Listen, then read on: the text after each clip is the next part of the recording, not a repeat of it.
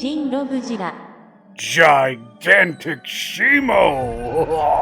The box is the standard Godzilla Kong color palette. It doesn't really reveal too much, but it's nice and colorful. And right out of that box, Shimo will be standing at over 7 inches tall, but get her on her hind legs and she'll be even bigger. Tall girls. Shokugan, movie, king, HG, finger puppet. It feels great to finally have giant Shimo in the plastic and the paint and all that fun stuff. It'll be even nicer to get her on the shelf and just have her soar over most of my large-size Godzilla figures. Not all, but most. And here's to hoping that it won't take as long for me to acquire Battle Roar Shimo as it took to get this one. Because, what a pain in the butt. Shout out to Amazon for coming through, though. We've got giant Shimo and we've got 6-inch Shimo. Now, believe it or not, there are going to be some differences between these two, other than just size. And believe me, nobody's as surprised as I am, because I thought this was just going to be a basic-ass upscale. First and foremost, when looking at 6-inch Shimo's body, you can see those spikes and lumps on her side over here, kind of starting out as a faded nothing, then moving into being more prominent. But on giant Shimo over here,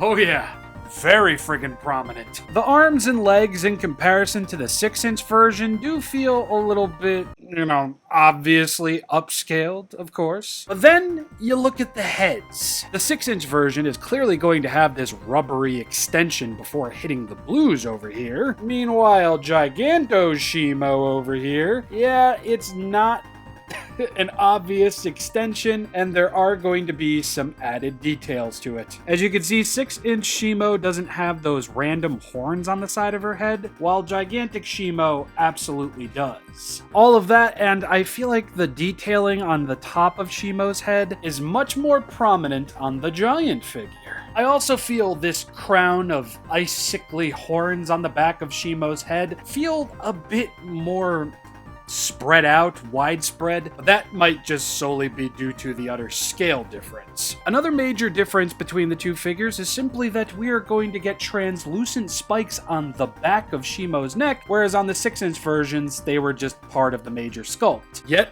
another thing I really wasn't expecting. As far as all that goes, I haven't really seen too many changes between areas like the tails and the backs of the figures. And another reason how I know that this isn't just a basic upscaling mostly is that when looking at the underside of Shimo, you can see the giant figure clearly has a differing, more leaned in shape than just the straight noodliness of the 6-inch figure. Believe me, that was a pretty interesting discovery. Granted, I'm sure that's not enough for some people. Some may feel like they need more to spend $24 on a bigger figure, and that's perfectly fine. I just wanted to showcase the differences that I found. And I guess as a bonus, here is giant Shimo compared to the diorama set Shimo. And Playmates, I want this paint job on giant Shimo. Is that possible? Can you do that, please? I just think the differing blues on Shimo's body would look really, really cool. That, and the fact that I know we're not going to see intricate paint detailing on a Playmates figure. It's just not going to happen. We're going to have to wait for Haya and SH Monster Arts' Shimos to eventually release. But for what it is and how it is, I think this is a pretty good giant Shimo figure. Why not? And plus for $24, oh yeah, real nice. And now we can get into paint and detail, and paint's not going to take too long. Shimo is about as white as I am. No major differentiations on the skin. It's going to be that very stark sheet white that we got with the standard 6-inch Shimo. The tail, however, will feature a lot of that very dark and mystical looking blue. How does it look mystical? I don't know. I just said it. Verbal diarrhea. No. It looks nice either way. There's a couple of chips in there, but this tail is actually very much all rubber. It's not going to be plastic like Godzilla's. Moving into the back, we're gonna get that translucent material, the dark blue. It's not going to feature a crazy amount of detail, maybe some angular points here and there to make it look like crystals. I really do like how the back leads into Shimo's neck and then eventually her little crown up here, where yes, the same can kind of be said, mostly detailless. But moving on into the head and taking a closer look at it, we're going to see Quite a lot of detail, actually. God damn it, Shimo is just adorable. Sure, she might not have had a lot of time in the movie to shine as a character, but she was cute. Ferocious, but adorable, sure. The addition of these little spikes over here and the ones on top of her head, I can't say they really bring it all together, but I'm happy to see something new, you know? The eyes, just like last time, are going to be these blue little circles. And just like last time, oh, on my copy at least, she's going to be a little wall-eyed. But from a profile view, oh yes, very nice. Shimo will indeed have teeth up top over here, and they will all be painted, as you can see. The front row is looking a little SH Monster Arts Godzilla-ish over here. Same with the front row on the lower jaw. But from the side, and the opposing side, I think the teeth look great. And I like that they're very much visible even when Shimo's mouth is closed. I really like that there's actually a divot there for her teeth, so you don't gotta worry about muffing up no paint. And yes, it'll be like that on the opposite side too. Opening Shimo's mouth back up though, yeah, it's not going to open as wide as the 6-inch version did, but we will have a tongue in there, which if you couldn't tell before, does differ in terms of shade from the 6-inch version, and the majority of the inside of the mouth is going to remain rather detailless. There is a bit of detail on the lower jaw over here, but the top, yeah, blank, like my brain at 6 a.m. Gonna get some nice looking detailing on Shimo's feet, and if you couldn't already tell, her feet are rubbery. They will all be rubbery. Not something I was expecting, but hey, I'll take it. At least they look great. The opposing side will have its screw holes, but the detail still shines something fierce. Here we have the underside of the tail with some speckle paint towards the tip, which I do like, but it was probably not intended. And I will say I am very much surprised, especially in terms of detail, just how much this figure has and how much it differs from the 6-inch version. I'm gonna give paint a half a star since it's really only present on the tail, the eyes, the teeth, and the tongue. I am going to give detail a solid star though, because despite being painted up like a stark white bedsheet, I give you shit, Mo. she does feature a lot of really great details. I mean, look how big she is compared to my head.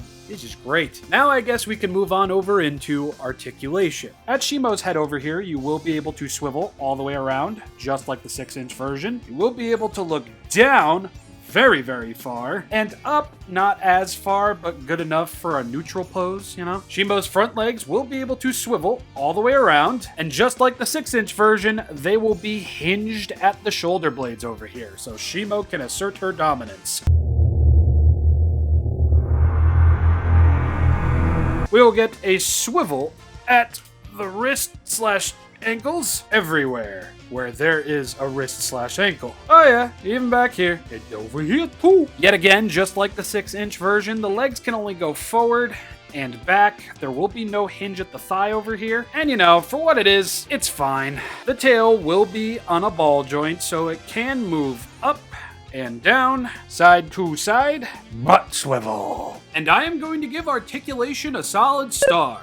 I'm glad that we can get Shimo up on her hind legs. Now before we call it quits for this here video, I did want to do a little scale thingamabob. So since we have been gifted a larger scaled Shimo figure, maybe now we can recreate some stuff we saw in the movie. Might not be a perfect fit to scale, but we'll see. Up first, Scooter King. Again, it might not look perfect, but I do like how this looks. I know Scar King wasn't that much smaller than Shimo, but let's see how Kong fared, huh?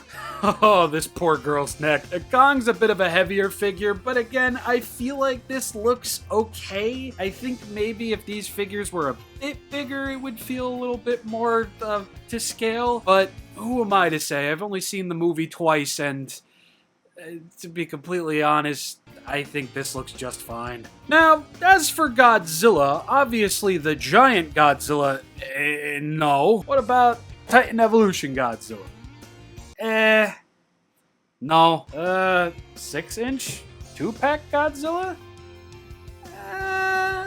What about Battle Roar Godzilla? That kind of feels as right as it can get, at least right now. And you know, depending on what material you're looking at, Shimo's supposed to be bigger than Ghidorah, so even here, this is probably not to scale, to screen, to whatever, but this looks pretty good, I think.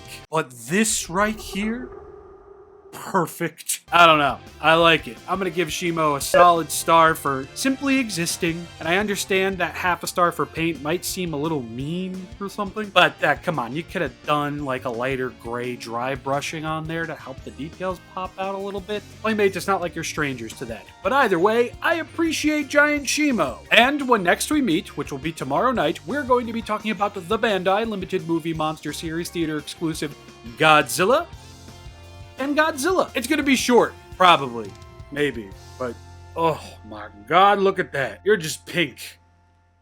But you look a hell of a lot better than the standard release. My dick fell off! Bye!